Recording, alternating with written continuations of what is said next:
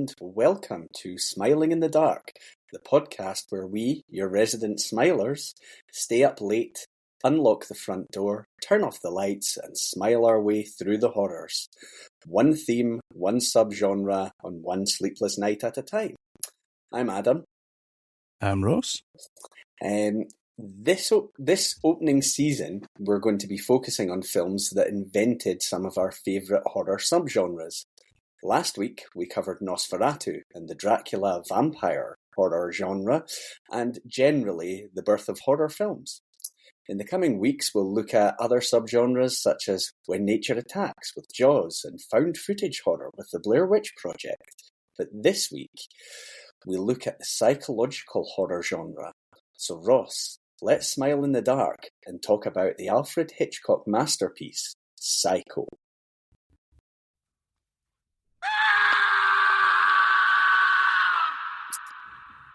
Oh, Psycho, released 1960, directed by Alfred Hitchcock, starring Anthony Perkins and Janet Leigh. I will give just a little brief synopsis about the story, and then we'll get down to talking about it. Office Secretary Marion, played by Janet Leigh, goes on the run after stealing $40,000 from her workplace. She plans to run away with her boyfriend, pay off his debts, and start a new life together. She gets caught up in a heavy rainstorm and, having got a little bit paranoid while sleeping out in the car the night before, she decides to stop over at the Bates Motel. She meets the polite but highly strung proprietor, Norman, who has an interest in taxidermy and a difficult relationship with his overbearing mother. Fair to say? Absolutely. So, Ross. Yeah, I like that has an interest in taxidermy and watching people eat sandwiches. Well, obviously, yeah. Norman's a bit of a character. He is. So, Ross, what did you think of Psycho? Oh, I absolutely love this film so much. This is only the second time I've seen it. Okay. And first time was last October. But I feel like this is a film that if you've not seen it, you feel like, I know what's that, the noise, the music. Mm-hmm. What is it? I don't know what that is. Violins or something like that. Yeah. But the stabbing in the shower, I think you feel like you've seen it. Mm-hmm. But I think people need to have seen this film. It's a masterpiece for me. So yeah, I feel like this is a movie that I could probably not get bored of watching on like an annual basis, easy peasy. Nice, I like it. What about you? Yeah, so I had seen this. This is probably, if I had to put a guess on it, I'd maybe say fourth or fifth viewing, right. But not for a while. I hadn't watched it for a few years.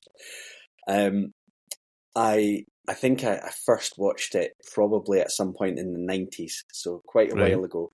And then it was one that I bought on DVD because that's just what you did when it came out, and then kind of sort of ignored it for a while all the new modern horrors were coming out, and then you go back to it and you're like, oh, actually, this is pretty damn good. Yeah, like on every level, it's just amazing, and it holds your attention throughout. Mm-hmm. It feels rather timeless. You could have made this, obviously no mobile phones and things like that, but it feels very timeless, even in just the way that men treat the women in the movie. And like I'm thinking about the policeman and the way that he sort of looms over the top of her throughout the different interactions that they have. The way that is it the chief of police when they go to his house and he's just so very like, stop your nonsense. Yeah, you're being hysterical. Yeah. It's absolutely tremendous. I wanted to ask you if you'd seen any of the sequels. I have not, because there's sequels, and then I think there's a remake of this one at some point that I've got in my head. Has Vince Vaughn in it? It does. I've not seen that. Vince Vaughn plays the Norman Bates. It's kind of in my head. It's a bit of a hard sell, that one, because I've known him mostly as a comedy actor. It's it's an interesting one. I think right from the off, the music, when the music starts right at the start of the film, and it's kind of sort of frantic and panicked. And it's been used for so many different things. I feel like there's certainly episodes of The Simpsons that have used this music. Oh, really? Yeah, and I'm sure plenty of other things have used a very similar copy of this sort of intro type music. Right. I think one of the things that caught me off guard quite early on, there's a lot of this film before we get to the Bates Motel. Because we're setting up the story of this woman who you can tell she's stuck in a bit of a difficult situation where she's seeing someone, she's in a relationship, but he has financial commitments that are stopping him from being able to actually get married and settle down and start the life with her. And you're kind of seeing a lot of, basically at every moment, whatever she's doing, there's stuff going through her head, it looks like. Because the sort of starting point of her paranoia that we're going to go through is her decision to not bank the money that she's taking away from her business and just take it. And initially just takes it home, I think calls in sick, so doesn't go back for the rest of the day, and is really torn with what to do, because you can see her at a moment, she's packing a bag and she just keeps looking at the money and she's like, do I do this or do I not do this? And then probably for the next 10, 15 minutes of the film, she's just got this increasing paranoia because she's stolen this money. And there's a point where I think she stops at like a crossing and her boss and one of his business partners is like crossing the road in front of her and sort of do a double take when they see her. And you can sort of feel just by her face, everything she's going through, she's like, do I just turn back? Do I actually do this? And there's a few moments where they go through that with her. And when she falls asleep, parked off to the side of the road, and you mentioned the cop like looming over her, being like, what is this woman doing? And she is immediately in oh God, it's a cop and I've stolen money. And it's, you feel like you're kind of right there with her in her head. Yeah, it's funny. There's pretty much in every scene you've just spoke about in her room when she's packing her bags and packing her suitcase and stuff. At that bit when she's stopped in traffic, nothing's over-explained for us. We've not got an inner monologue. We've not got anything like narrating what's going on. It's just left to us to sort of to work that out, exactly what you've just talked about there. And it's magic. It's really well done, and it's I feel like we talked about this last week with Nosferatu, that with a modern film, it's almost like we don't get that luxury of being able to just sort of work out what's going on for us, for ourselves. I feel like that's really well done. I think you're spot on there. There's a couple of moments again before we even get to the Bates Motel where I wasn't sure, and again, it's maybe up to yourself to decide this.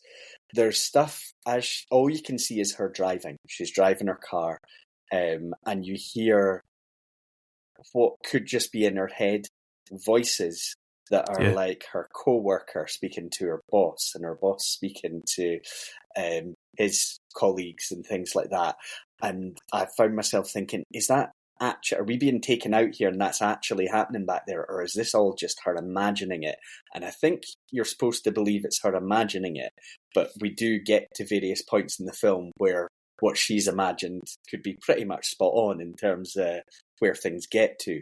But again, they're just kind of putting it there and letting you experience it and draw your own conclusions. And it's so funny to see, like what you talked about before, about figuring things out yourself based on what you see. The acting, it's not certainly by Janet Leigh. It's not ridiculously over the top. It's, I'm in a panic and I've done this thing. And then you're just reading her facial expressions from everything that she's going through. And even then, her facial expressions aren't hammy, like, I'm thinking about this thing. It's just like, it's almost just the eyes. the darting of the eyes. Yeah. I like that bit as well. And, you know, like, I feel like a lot of people in this film, and it's odd, but a lot of people on either side are really relatable, or they get themselves into situations where you think, I can imagine being in that situation, and that situation where she's driving and she's imagining all these different conversations that are going on, and she's probably winding herself up significantly. You can really relate to that, especially when, like you spoke about paranoia, and we wanted to talk about this film for the sort of psychological horror aspect of it, and that's all there by design.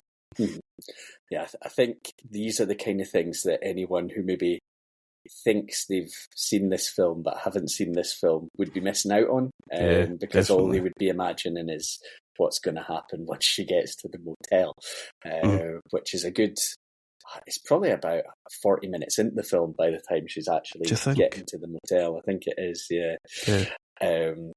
so yeah, we've got a situation where, I mean, she is being a wee bit shifty. It's quite interesting to me. So she immediately goes and wants to swap cars because she's had this interaction with the police officer. She knows that her boss will be wondering where this money is. So she's thinking, I'm just going to go to this car dealership, get rid of my car, get another car. She's so panicked that when the policeman's turned up there and the salesman's asking some questions, she almost drives off like without all of her stuff, her bag, her coat, everything. She's just so highly strung at that moment in time.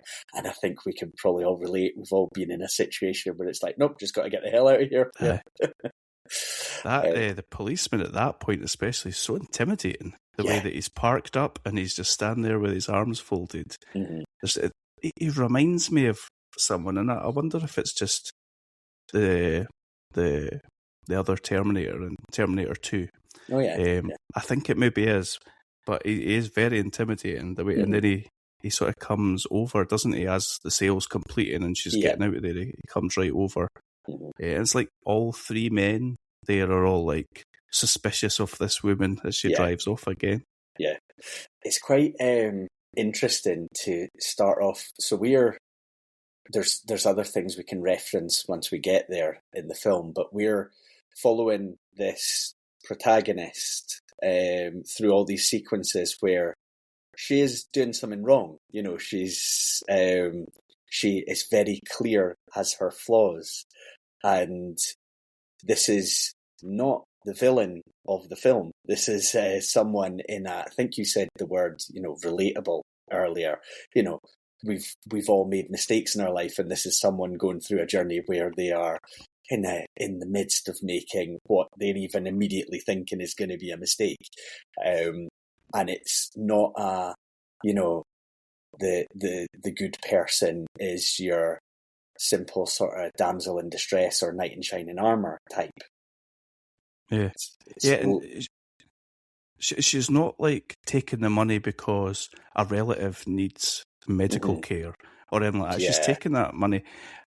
To be honest with you, I didn't really correlate the fact that you'd said about our boyfriend, this guy Loomis, and he's talking about needing to make alimony payments or something to his ex-wife, isn't he?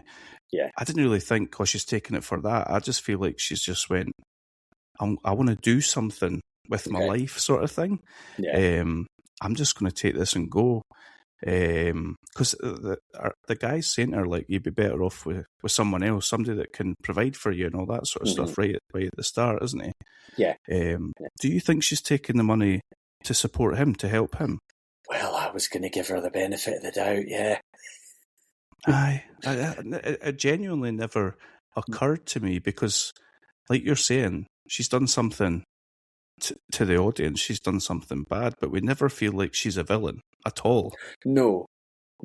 I think, I bet $40,000 was a hell of a lot back in that point in time.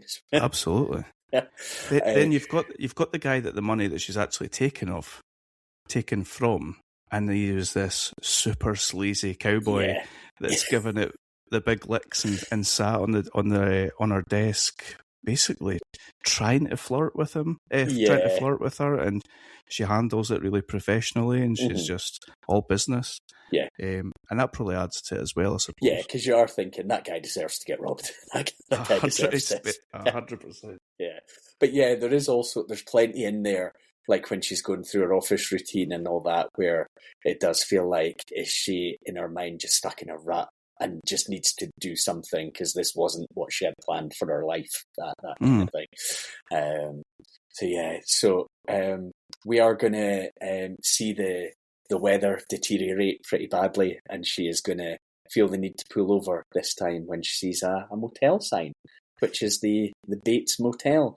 And I try to put myself in the seat of somebody watching this for the first time, and you're probably not thinking anything when you see this Bates Motel. That could be any name motel. Now it conjures something up in your head and has done for a very long time. But as a cinema goer in this day and age, that doesn't really prepare you for what's about to come. Nah, not at all. Not at all. Obviously, the film's called Psycho. Yeah. and it says something about what you're about to see, but then, and we spoke about this with Nosferatu as well, and it's obviously moved on 60 odd years. When was Nosferatu? No, 40 years. 40 odd years, yeah. But going into this, I was feeling the same. Like, going into this, this film is so twisty, turny, unconventional as far as the way that the story goes with the main character that you're following. Going into this and seeing it for the first time must have been just like mind blowing. Yeah. You would never have known where it was going. No. And for it to go where it goes must have just been like, what is going on here? Yeah. We're going to meet Norman Bates, the proprietor of Bates Motel, who seems a very nice, very friendly chap when we first meet him. A wee bit, I don't know the word, twitchy, kind of sort of nervous. Maybe not used to speaking to women. That's certainly kind of the way you're encouraged to think as you're going through this. Like almost innocent. Yes, yeah. And he talks a bit about, how much the motel's been struggling, because I think they've moved a highway, so it's no longer a lot of traffic running past that motel. Right. She's actually, I think, pretty close to the destination she's trying to get to, but she's going to stop off there for the night. And we get, a fairly, on its surface, a pretty pleasant interaction between the two. But then I think you get your first little uh-oh, because when she is in her room in the first instance, just unpacking, he, it turns out, shifts a little painting and is looking through a hole in the wall to watch her getting changed. Yeah. I mean, no, actually, no. But yeah. Now, is this before? Yeah, does he tell her to go and clean up and all that, and he'll bring her some food? He does, doesn't he? Yeah, so he is asked, because I think of the weather, he has said, don't go somewhere for dinner, have dinner with me. Originally, he says, up at the house. Oh, it's like 20 miles away or something. The only other place she could have got food. Yeah. So he invites her to have dinner at the house, and then we see Norman as we look through the hole, and then he's going up to the house, and then we hear this other voice that we haven't heard, a woman's voice. It's all very shouty, coming from the house, and Marion can hear this, and it's clear that the other voice does not want a visitor at the house, especially not a young woman. That's right. The next time we see Norman, he's going to be basically carrying like a tray of food, and Marion invites him to have the meal with her. Since he's gone to the trouble of making it, it just won't be at the house, it'll be at the motel. And that's where they get chatting, and there's maybe 2 or 3 of these kind of scenes that I actually found really interesting, that I kind of go against. I think it was what's his name? What's the really famous critic called we referenced in last episode? Roger Ebert. Yeah.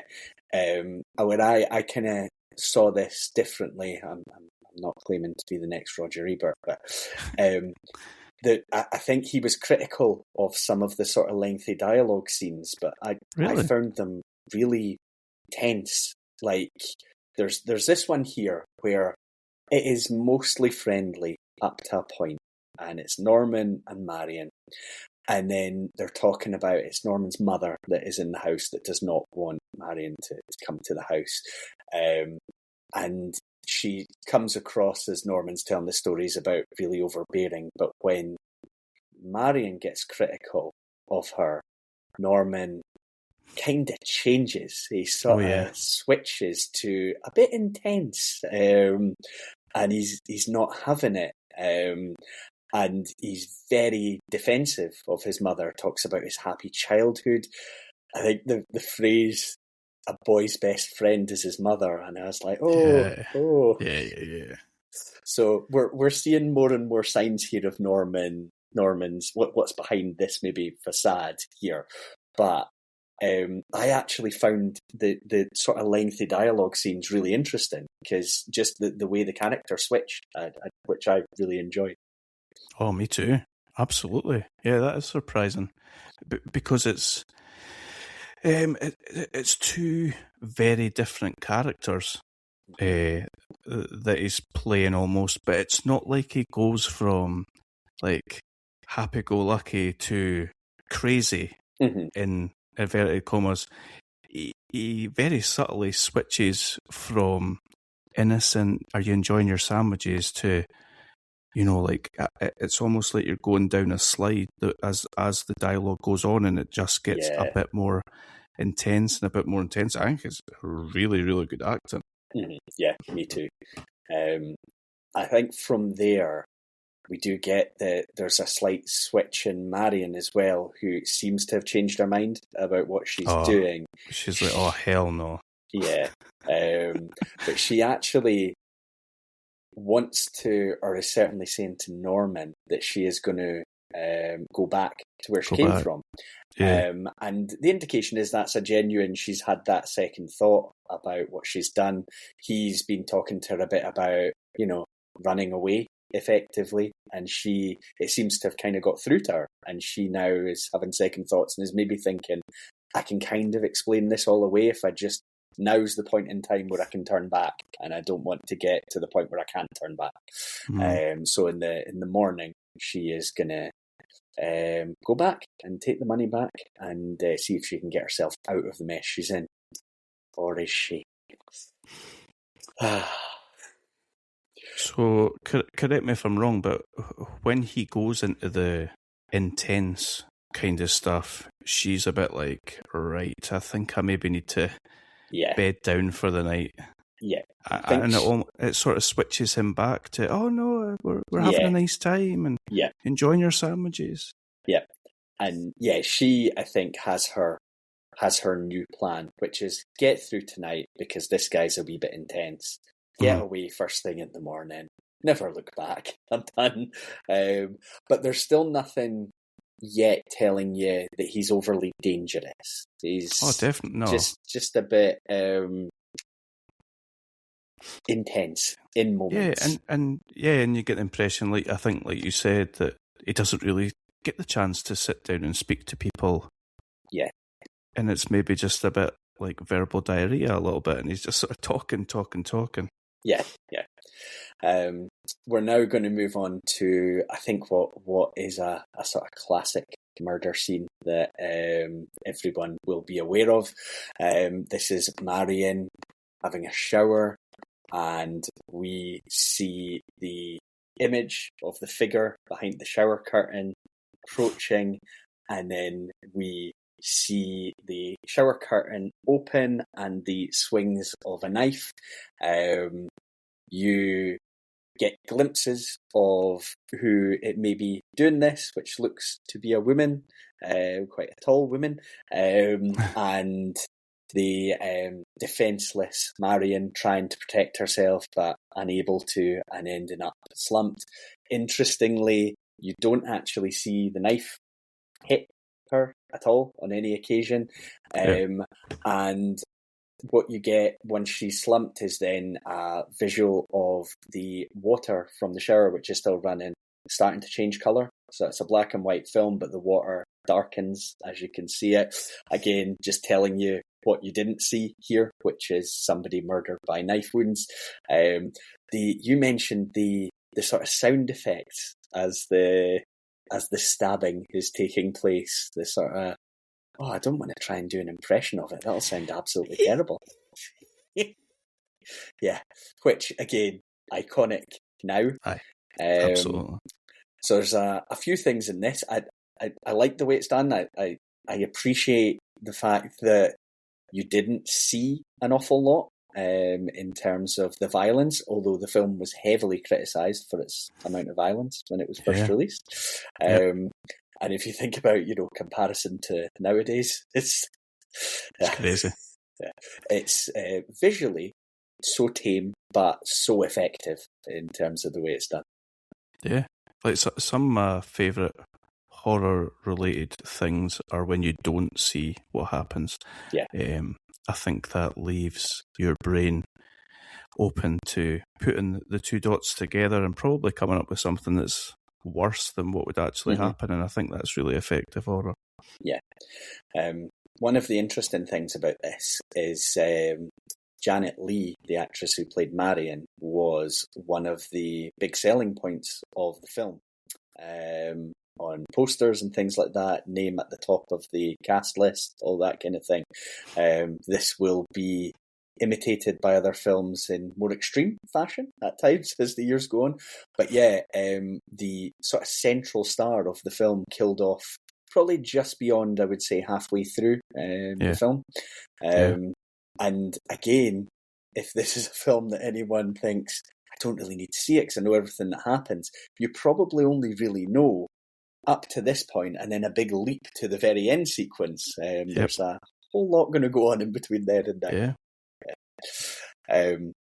So we're basically shown and made to believe, and the verbals between Norman and his mother seem to confirm this, that Norman's mother is who has killed Marion. He has to basically do the cleanup of the shower room, the bathroom, and dispose of the body, which he does by putting her in the trunk of her car and then taking it to like a pond, a swamp, a marsh of some kind, and then pushing the car out and then just watching it go down and sink and disappear, totally out of sight. And I don't know what you're meant to be thinking at the point this is done, but my mind was, this doesn't seem like it's the first time he's had to do this. The way that he goes about his business slowly but methodically in the room, remind me of the janitor from Scrubs. He just, there's something about, I hate this job. There's no like, oh my God, look at all this blood or anything like that. Yeah. It's just like, again, okay. So you might be thinking, well, where would the film go from here? But we're going into the next sequence, which is going to feature Marion's sister, Lila, who is going to see Marion's boyfriend, Sam, in the hope of being able to track down her sister. And we're also going to get introduced to a private investigator who is on the hunt, thinking, well, where's this $40,000 disappeared to? So he's been hired to try and track her down as well. What's his name? Can you remember? Something Gast or something like that. It's annoying because I've got Abergast or something like that. That's it. Yeah. He's quite an intense character as well. Got a sharp guy. He is. Yeah, he's so he's got a lot of chat about him. He's turning up. He wants to track her down. We've got Layla and Sam wanting to track her down. So we know kind of now where this film's going to pick up. It's going to be the attempted investigation into where is she, what's happened, and we get when we get Abergast, I think is what you said. I think that sounds right. Going to Bates Motel. And sort of questioning Norman about this woman. Did she pass through here? Did she stay? And poor Norman He's he's a wee bit all over the place. He's initially denying anyone having been there for weeks, I think, and then the investigator asked to look at the guest book, and that's going to show a name that was there just days ago, and he just starts unraveling to some extent, but just about holding himself together. Didn't seem like the most intense course of questioning, but he was folded like a beach chair. He did. This is going back to what we're saying about being relatable. It's quite. You find yourself cringing for him, where he, at first he's like, "No, never seen her." Within a matter of 2 minutes, she was definitely here. She only stayed the night, and then she was away in the morning before I could even get her up, sort of thing. Yeah, and it's obviously going to set some alarm bells ringing for the investigator, but he does seem more focused on the fact that he knows she was there. He's, I think, willing initially to write off Norman Bates as just, maybe like being a bumbling fool type. Yeah. So I think he's updating Layla and Sam about the situation. We do get another one of these sort of tense dialogue scenes between Norman and the investigator. It went on for quite a while, this one, and like you mentioned, you do just see Norman unraveling as it's going. There's the investigator knows something's not right. And he's going to check out the place a little bit more. He can't see Marion or the car; they're gone, totally out of sight. But he's going to go back into the house, and he's going to meet an unfortunate end because Mrs. Bates doesn't really seem to appreciate an investigator being going round the house, creeping about her house. She is going to, quite quickly. Strike him down again with a knife, I think, at the top of the staircase in the house. Yeah. At that point, I'm looking, thinking, again, you try and put yourself in the position of somebody that doesn't know the story and you're watching it, but this was probably a bigger reveal that this maybe isn't a normal wee old lady than even the first killing. So she moves really quickly. Yeah, I really like the camera angle that they show her moving at. It's almost like it comes from a crow's viewpoint sort of thing. Yeah, the way she moves across the carpet and that is quite eerie. Yeah. So so the investigator's dead. We're now at a second death, but this isn't just a simple wee old lady. There's something else going on here. I assume the first time you watched this, you knew all the ins and outs before you watched the film.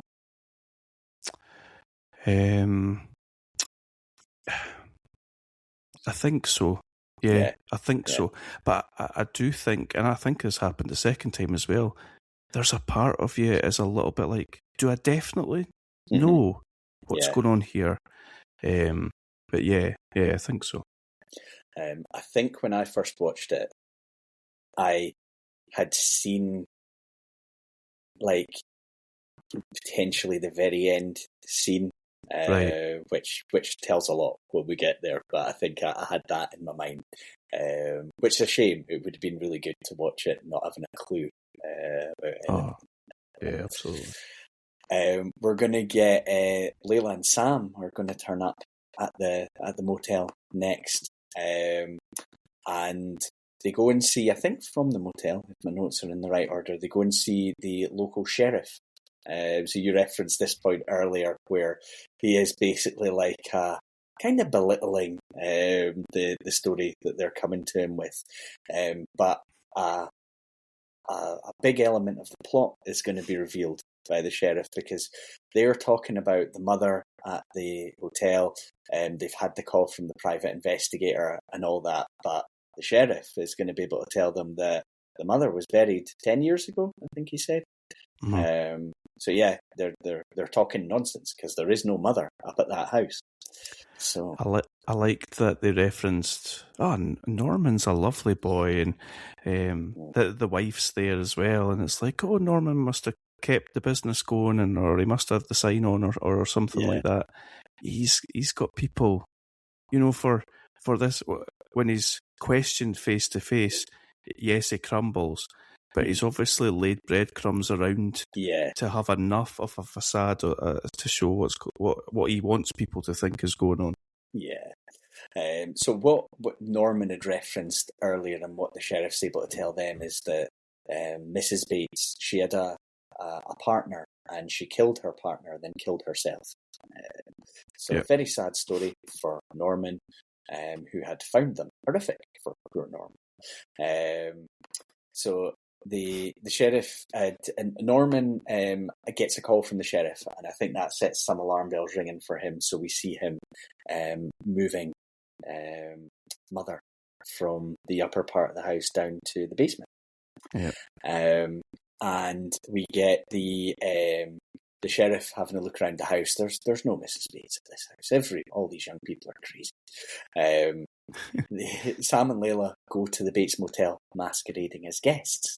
They're kind of assuming that Norman has stolen the money, the 40,000, because the motel's struggling, so he has motive. If he wanted to open up a motel elsewhere, this would maybe be enough money to go and do that. So they're kind of thinking that they've got motive here on poor Norman.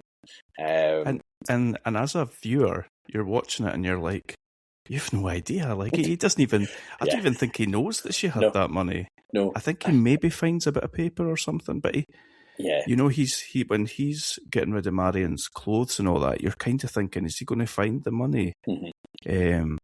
But the fact that he's just done away with it, and he probably wouldn't have cared to find the money regardless. Yep. And it's so funny to see it. Like they're talking about that as if it's like the smoking gun. We're going to get him, and it's almost like we're living in a different movie now because we've seen everything else that's went on. Yeah. We get Sam kind of getting a little bit. So he tries to distract Norman while Layla's going to check out the house because she really wants to speak to this mother, this elusive mother.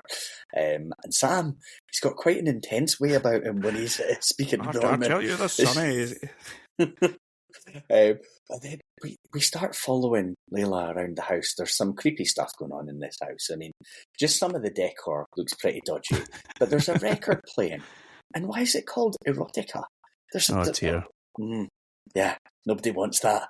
And we see that the mother's clothes are all still at the house. There's a wardrobe full of them. Absolutely packed full of clothes. Oh, what did you think on the bed? There's like a rather deep imprint of, I assume, where the mother's body's been lying? Yeah, it looked like it. Yeah. It's a bit odd. That was very odd. Yeah. So you're fully now in the something horrible is happening here. Still don't quite know exactly what it is, but there's plenty here for all of the alarm bells to be ringing. We get Norman now realises that Sam's basically been a distraction. Norman's up at the house. I think he gets smacked over the head with something to take him out of commission for a bit. Yeah, he does. Yeah. Norman goes up to the house. Layla's hiding, and now she's checking the basement because she's right next to the basement. So why not go in there, have a look around, see what's going on? This is where we're going to get another one of our sort of iconic moments from the film, where Layla starts speaking to the image of Mrs. Bates in a chair, and then turns the chair round, and we see it's a skeleton with wig on, clothes on, all of that. That's your Mrs. Bates. She is not alive. No. Norman comes in with a wig and some of the mother's clothes on. He's acted pretty quick there, I think, to get himself in that get-up for this attack. He's done the Superman. I think they're going to kind of explain this to us as we go. That Sam's able to stop Norman with the knife from killing Layla, and then we basically get like a psychologist at what I think is the police station, talking us through what he has experienced while speaking to Norman, and trying to explain this. I felt like if you're Layla and Sam, this is all probably coming across quite cold because you're just dealing with the reality that your sister or partner has just been killed off, but you're just getting all these facts thrown at you from a psychologist's point of view. Yeah, that's a good point. he's saying Norman Bates no longer exists. He did not kill Marion. He killed Marion as his mother. So Norman didn't kill Marion, but Norman's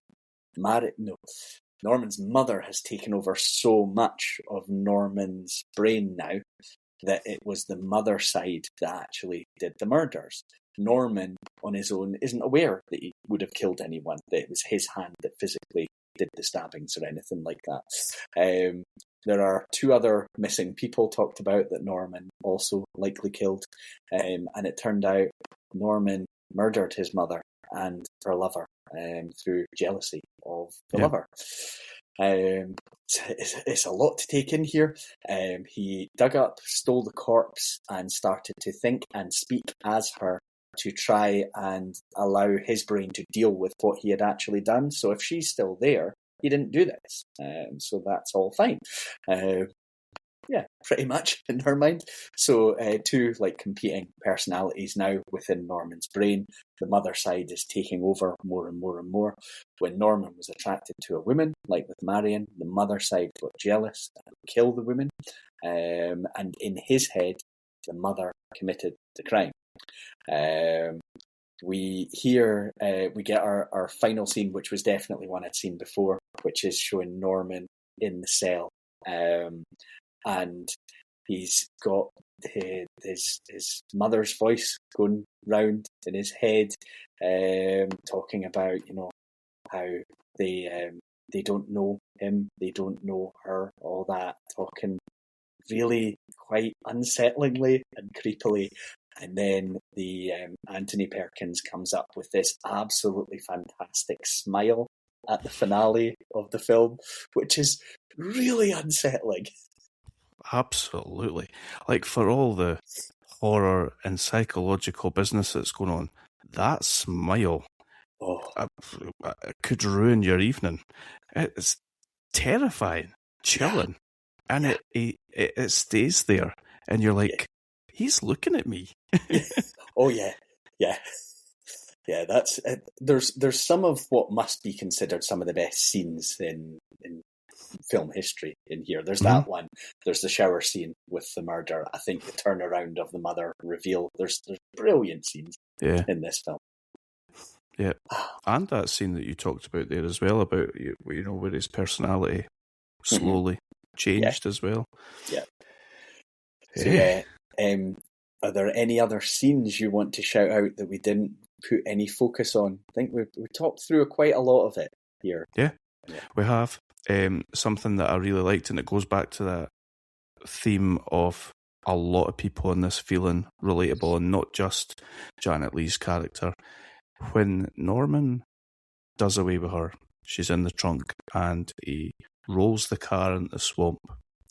It goes down maybe 3/4 of the way and stops, and you've still got a bit of the car, and we pan back to Norman, and he's just looking at it, and it's a weird feeling, because I felt like, oh no, I'm like sympathising with a guy that's just killed this woman who's our main character, but you're thinking, please go down, please just go down, and then it does, and you think, oh, phew. And it's like, what am I doing? How on earth did they make you, start seeing things from his side? That's good. I like that. Talking about some of the things that this influenced, which I think we can get to in a minute, but also around maybe some of the things this was influenced by. So you've got, is it Ed Gein or Ed Gein? It's Gein or Gein. One of the two, aye.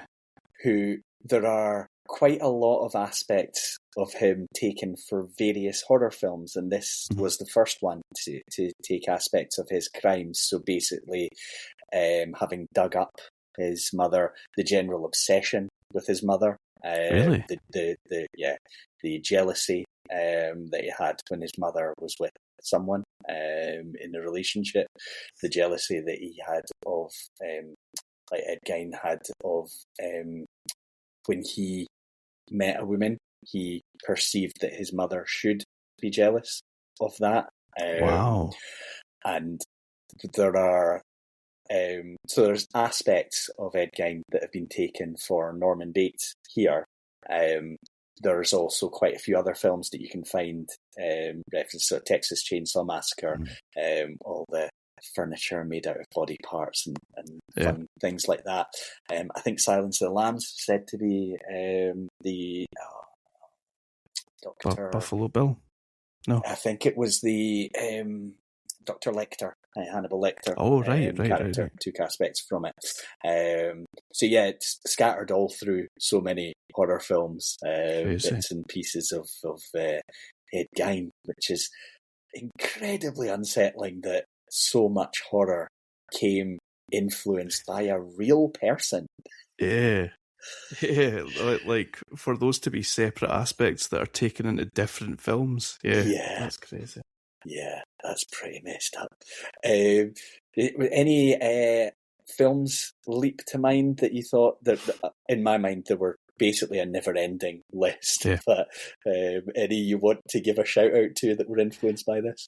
Yeah, there's a few that I've noted down, and it's more characters, I think, because this film must influence like everything. Yeah. But I think there's aspects of Buffalo Bill from Silence of the Lambs. Yep. And there, I thought Kathy Bates' character in Misery. Yeah, I had that one. Yeah. It's just that thing of the person being a human being, and also being this obviously horrendous killer capable of doing terrible things. There's the unconventional way that the story is mapped out. And I was thinking about our conversation last time. I think we talked about Barbarian.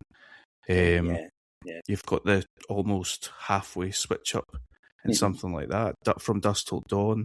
You've got that there as well. The score. I think the score sets a blueprint for how to almost like how to remember your characters. Yeah. Based on the score, so like John Carpenter's obviously a master of that. And there's obviously a link there with Janet Leigh and I forgot Jamie Lee Curtis. Being her daughter. And the last thing, and that last scene, and also that scene with Norman where he changes across the way that he's talking. Heath Ledger's Joker. I felt like there's aspects there that he's taken, and it's maybe mannerisms more than anything. But yeah, those are just a few. But I do think there is countless, like you say. Yeah, there were a few I thought of. Misery was definitely one. There's just some in there that is taken from this. I think Halloween was one. In terms of like the way the film's made, so there's a lot of scenes in both films where there isn't anything overly ominous that is right in front of you on the screen, but there's an atmosphere and a mood and then a little bit of music that makes you think, I'm not sure that everything's okay here. And I think both directors talked about the value of having just one thing at times in a shot that might move or something like that, and it can be what is not a jump scare, but it'd be like a tree branch suddenly caught in the wind or something, like just something in there. So I thought that there were some moments there that Halloween's taken from Psycho. I think, you remember the film Identity? A Stephen King. Yes, I do. So a couple of things from that. They're at a motel, and they're basically, when you get the sort of fallout of all of it, there's all these characters that have been created within this criminal's mind, and all these different sort of aspects of his personality making up a character. And the other thing I was going to mention for probably mostly now for reasons of killing off a main character fairly early on, but was Scream. because Denise Richards was no, not Denise Richards. Drew Barrymore, Drew yeah, Barrymore. absolutely. Drew Barrymore was one of the sort of known names that was attached to Scream when it was made, and I think featured on the movie poster, and then did not make it out of the opening scene. That's a great shout. Like that. And yeah, you'd mentioned Jamie Lee Curtis as daughter of Janet Leigh. Jamie Lee Curtis very much became the Scream Queen, the Halloween films. A couple others, Prom Night. So yeah, she featured heavily in horror films. And I think you must have mentioned this to me, because I didn't know this before, but Anthony Perkins being the father of Osgood Perkins, writer and director, who brought us Longlegs and The Monkey, as well as quite a few other films. Yep. So yeah, quite a legacy, that film. 100%. I had something else I was going to mention there, but I can't. Oh yeah, Sam Loomis as well. Yes, Carpenter, and I think I would, I think you hear Loomis, you think of Halloween. Yeah. Maybe for some people you hear Loomis and you think of Psycho. I don't know, but clearly it's taking that name. Yeah, I think it would have been Halloween for me when his name was actually said. I was like, oh, there we go. Yeah. So, I did read through some reviews that were taken at the time, and it's one of these films that has been kind of re-reviewed as time's gone on, because at the time, again, talked about this with Nosferatu, nobody had seen anything like this. So I think it was really jarring to the majority of the audience and the majority of those who would be writing a review of it as well. It seemed in its time apparently ultra-violent and really controversial.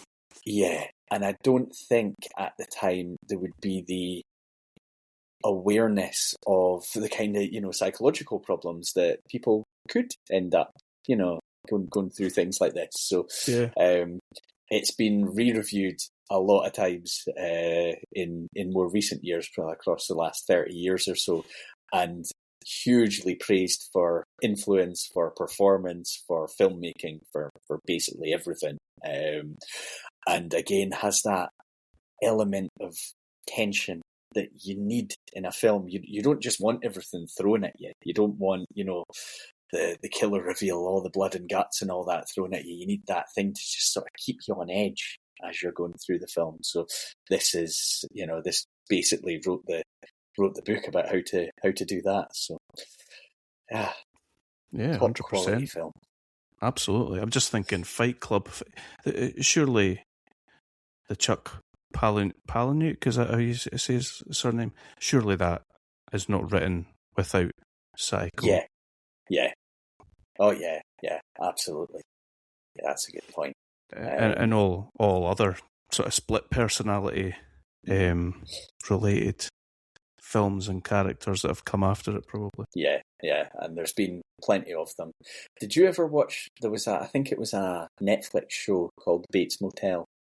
No, I've never. I was going to ask you the same thing. I've never watched it. I've heard good things, but I've never watched it. I think it's one of those where I watched season 1 and enjoyed it, but I think they then made more, and I don't think I ever went back. There's something like 4 or 5 seasons. Okay. So yeah, that's something I might just seek out and have a watch over. But yeah, this I would definitely, if anyone has not watched this, even if you think you've seen it, you haven't, so just watch it. Oh, it's just like a marvel. It's just like, it sounds so wanky, but like it's just amazing to watch. It even looks really crisp. Mm-hmm. It looks incredible. There was one thing I read about it in terms of the filmmaking was Alfred Hitchcock was obviously one of the great all-time directors, and I think he'd already made some successful films, but very different kinds of films before this, and I think got quite a bit of criticism for going into sort of an all-out horror genre at the time he did it. But he actually intentionally went lower budget for this because he wanted things to look a bit more like you shouldn't be watching it. Like, obviously, like voyeur. Yeah. And he felt like if everything looked as smooth as it did in some of his other films, that it wouldn't quite play the way he wanted this one to. He wanted it to have that feel about it, where it's a bit more, like you said, voyeuristic. Like, I'm not sure I should be watching this, but I am. That kind of thing. Yeah, well, there was something I've read about.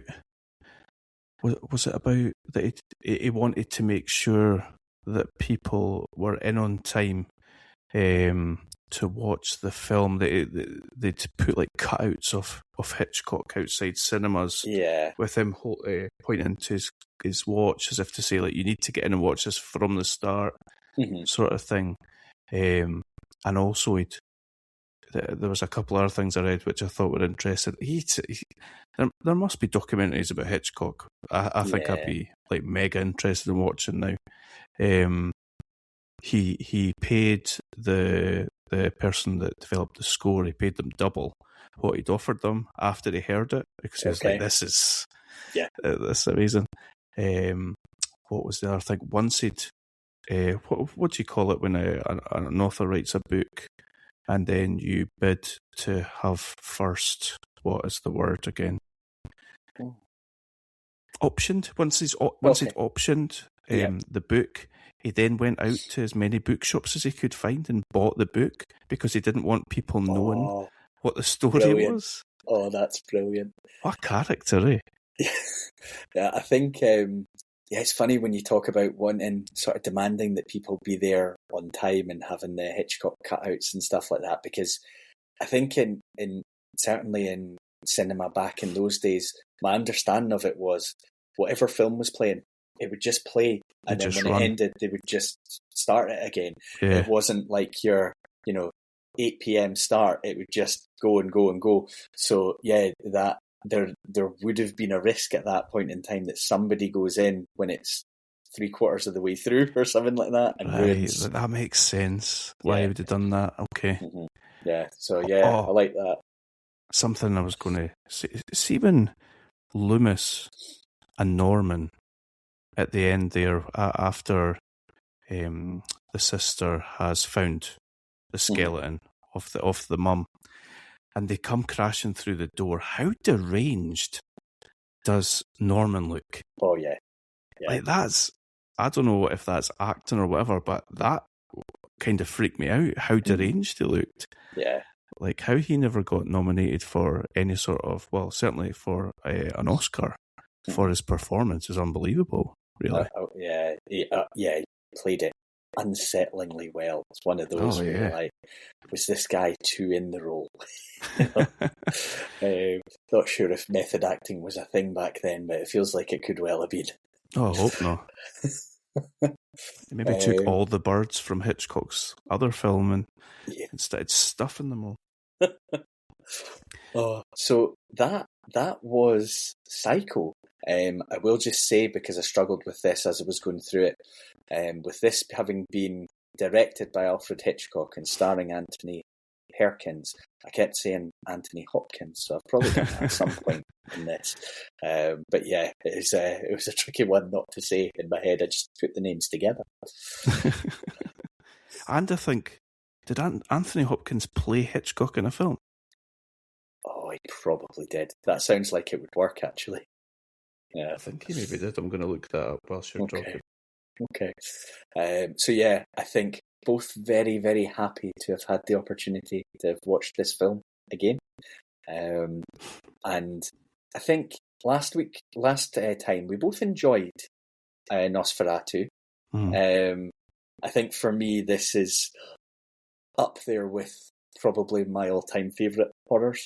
This one. Yeah, same. Yeah. Nosferatu felt like a project that we were having to cover, whereas this felt like watching a brilliant film. Yeah.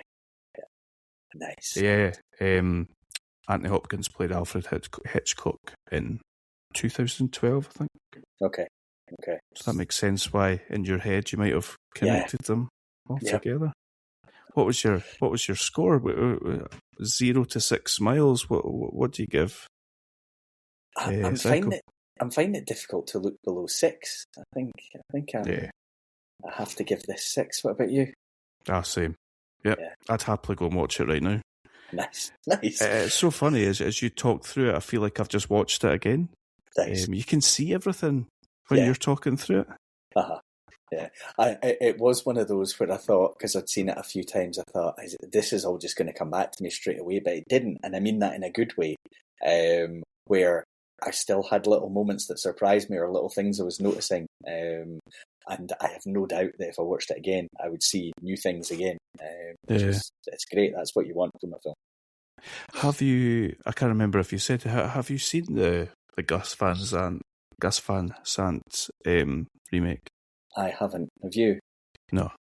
The only thing I know about this, and it was from a podcast I used to listen to quite some time ago, it had Kevin Smith on it and Ralph Garman, and they used to sing about Anne Heche's butthole, and there was a song dedicated to it, and it was because apparently you could, in the shower scene, you could see Anne Heche's butthole.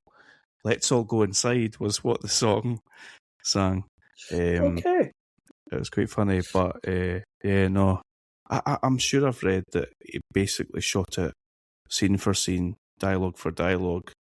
He's maybe doing it as some sort of protest against remakes and stuff, but that sounds like an expensive thing to try and make a point.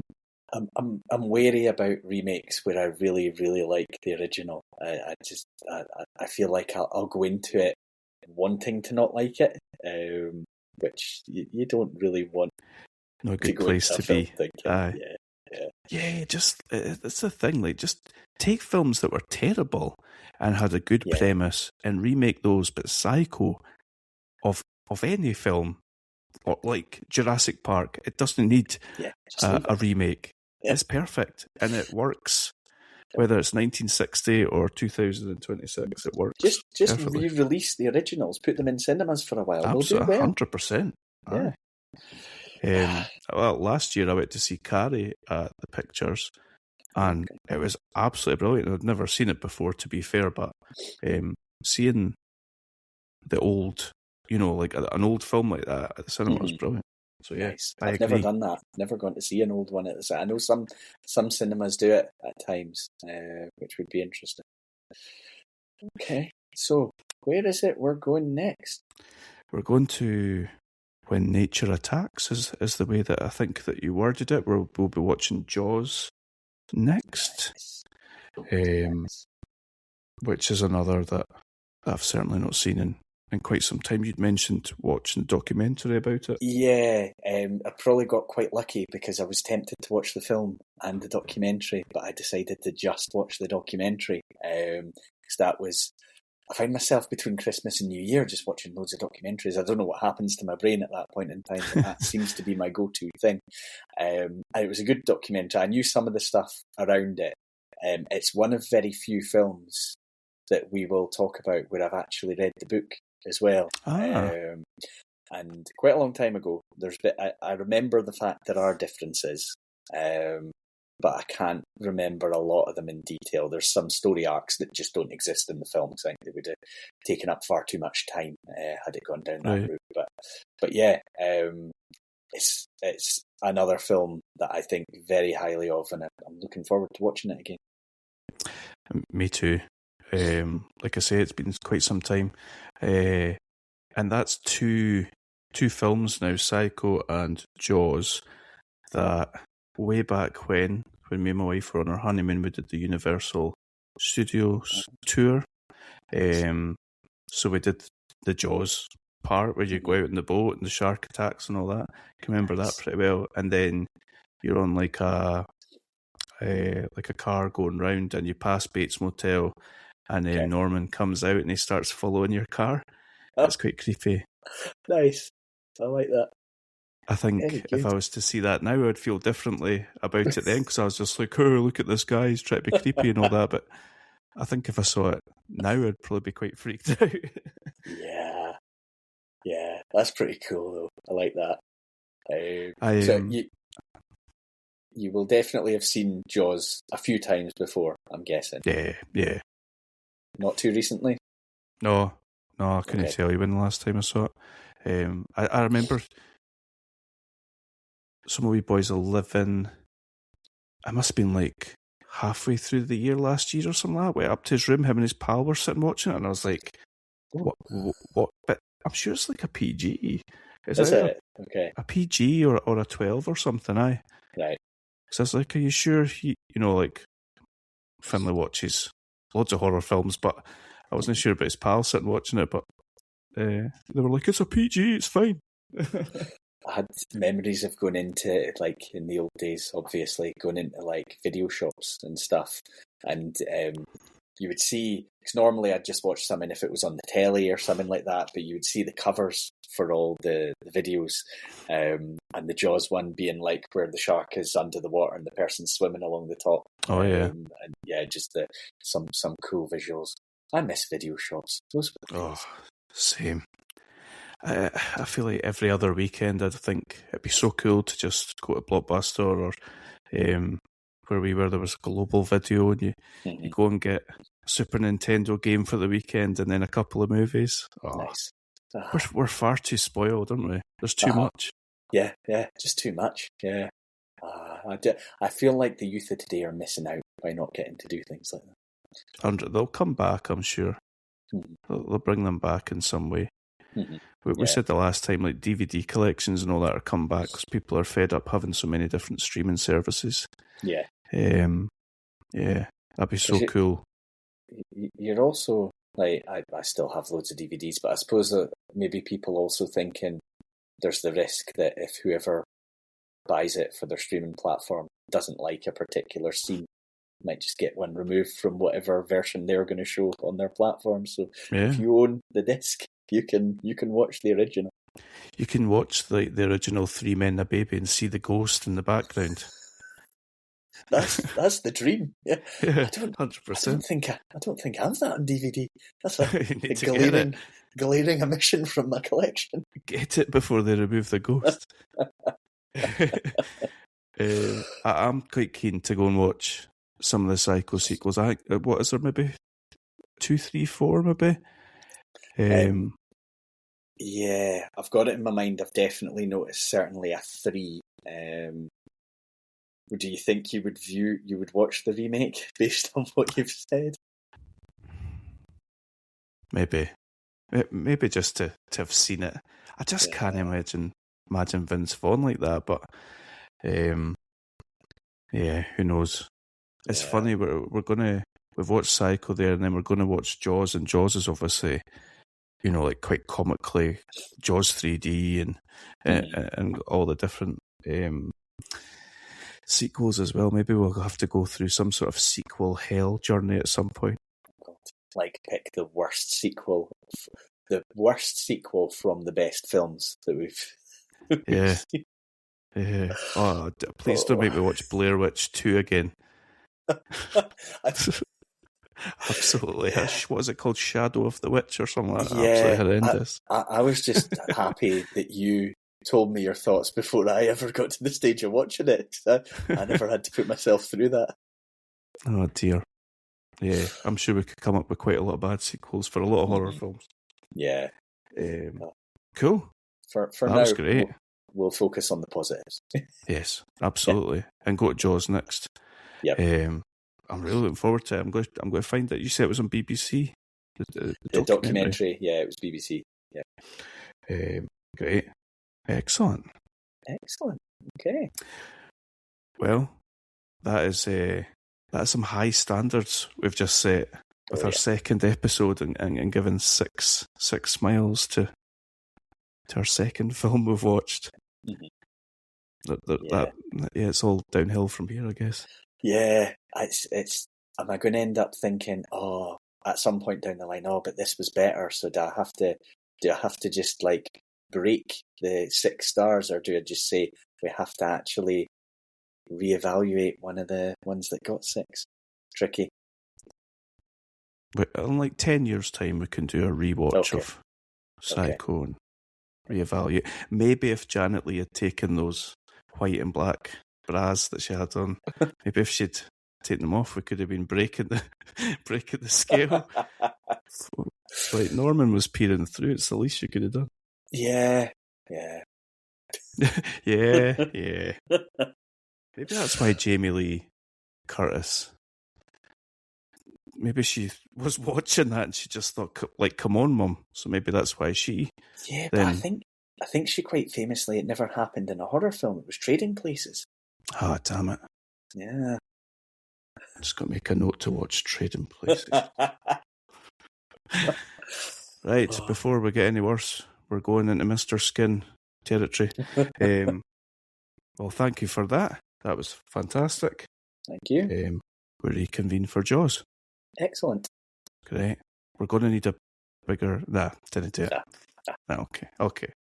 We'll go a little bit...